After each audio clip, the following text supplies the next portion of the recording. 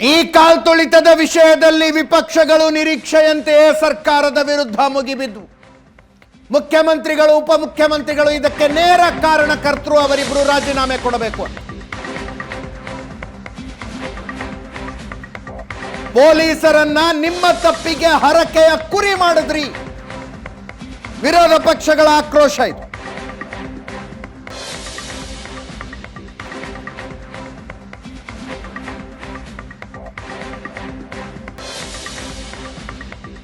ಮೈತ್ರಿ ಪಕ್ಷಗಳ ಜಂಟಿ ಪತ್ರಿಕಾಗೋಷ್ಠಿ.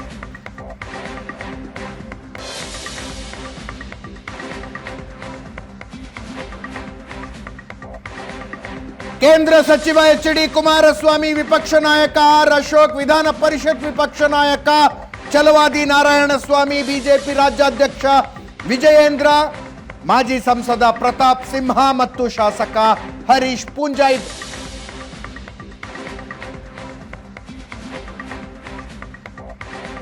ಪೊಲೀಸರ ಸಸ್ಪೆನ್ಷನ್ ಅನ್ನ ಈ ಪತ್ರಿಕಾಗೋಷ್ಠಿಯಲ್ಲಿ ಖಂಡ ತುಂಡವಾಗಿ ಖಂಡಿಸಲಾಯಿತು.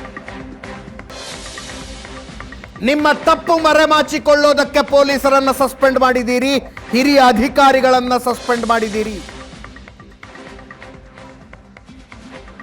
ಕಾಲ್ತುಳಿತ ಪ್ರಕರಣದಲ್ಲಿ ಗುಪ್ತಚರ ಇಲಾಖೆಯ ವೈಫಲ್ಯ ಕಾಣಿಸ್ತಾ ಇದೆ.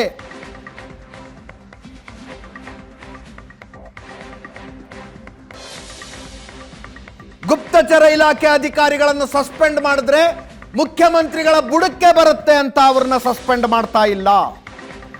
ಈ ಪ್ರಕರಣದಲ್ಲಿ ಆರೋಪಿ ನಂಬರ್ 1 ಸಿದ್ದರಾಮಯ್ಯ, ಆರೋಪಿ ನಂಬರ್ 2 ಡಿ.ಕೆ. ಶಿವಕುಮಾರ್, ಆರೋಪಿ ನಂಬರ್ 3 ಹೋಮ್ ಮಿನಿಸ್ಟರ್ ಪರಮೇಶ್ವರ್ ಆಗಬೇಕು ಅಂತ ವಿಜಯೇಂದ್ರ ಮಾತಾಡಿದ್ರು.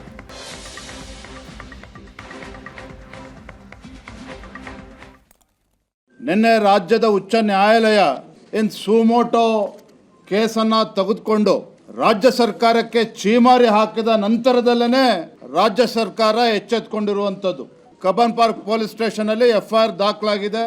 FIR ನಲ್ಲಿ ಪ್ರಮುಖವಾಗಿ Karnataka state cricket association, KSCA, RCB ಮತ್ತು ಏಜೆನ್ಸಿ ಆಗಿರ್ತಕ್ಕಂಥ DNA ಈ 3 ಸಂಸ್ಥೆಗಳನ್ನು ಬಹಳ ಪ್ರಮುಖವಾಗಿ ಆರೋಪಿಗಳು ಅಂತೇಳಿ ಉಲ್ಲೇಖ ಮಾಡಿದ್ದಾರೆ FIR ನಲ್ಲಿ.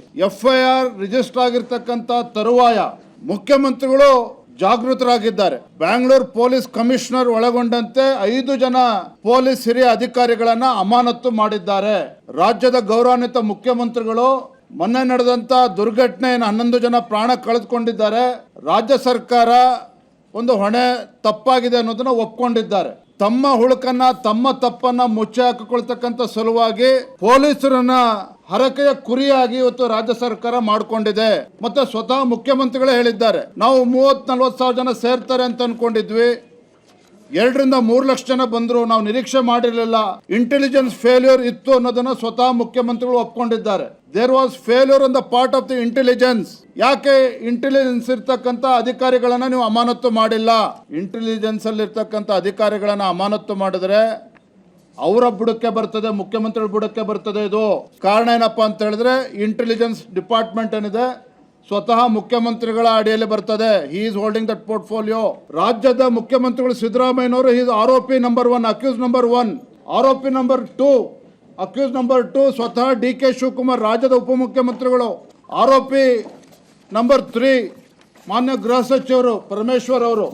IPL ಗೆದ್ದಿದ್ದು RCB ತಂಡ, ಆದರೆ ಫೋಟೋ ತೆಗೆಸ್ಕೊಂಡು ಫೋಸ್ ಕೊಟ್ಟಿದ್ದು KPSC ತಂಡ. ಮುಖ್ಯಮಂತ್ರಿಗಳು ಬ್ಯಾಟ್ಸ್ಮನ್, ಡಿ.ಕೆ. ಶಿವಕುಮಾರ್ ಬೌಲರ್. ಮುಖ್ಯಮಂತ್ರಿಗೆ ಏನಾದರೂ ಮಾಡಿ ಸೆಂಚುರಿ ಹೊಡೆದ್ಬಿಡ್ಬೇಕು ಅಂತ ಅವರು 5 ವರ್ಷ. ಡಿ.ಕೆ. ಶಿವಕುಮಾರ್ಗೆ ಏನಾದರೂ ಮಾಡಿ ಮುಖ್ಯಮಂತ್ರಿನ ಬೋಲ್ಡ್ ಮಾಡಬೇಕು ಅಂತ ಅವರು. ಈ ಬೋಲ್ಡ್ ಸೆಂಚುರಿ ಮತ್ತೆ ರನ್ಔಟ್ ಮಾಡಿಸ್ಬೇಕು ಅಂತ.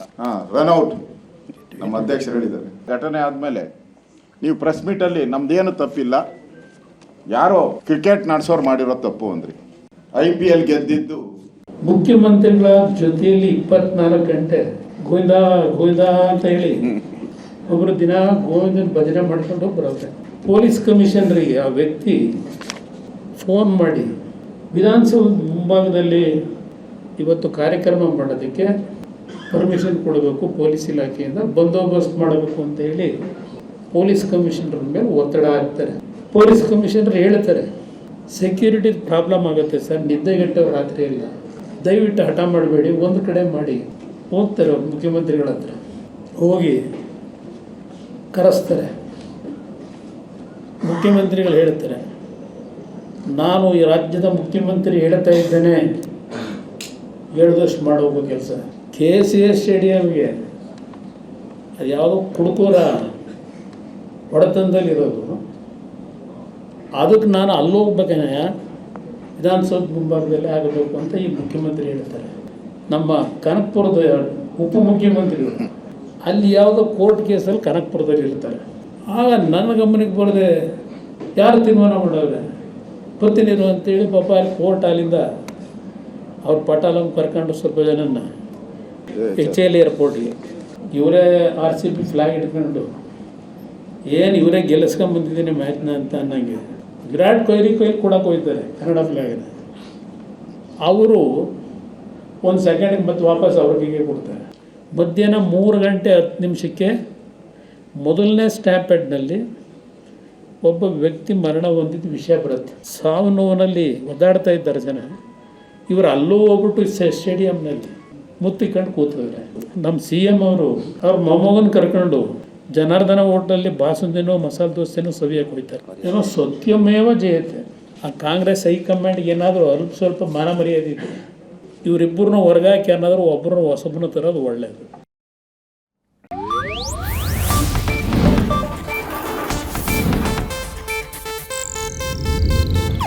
ಇದು ಏಷ್ಯಾನೆಟ್ ನ್ಯೂಸ್ ನೆಟ್ವರ್ಕ್ ಪ್ರಸ್ತುತಿ.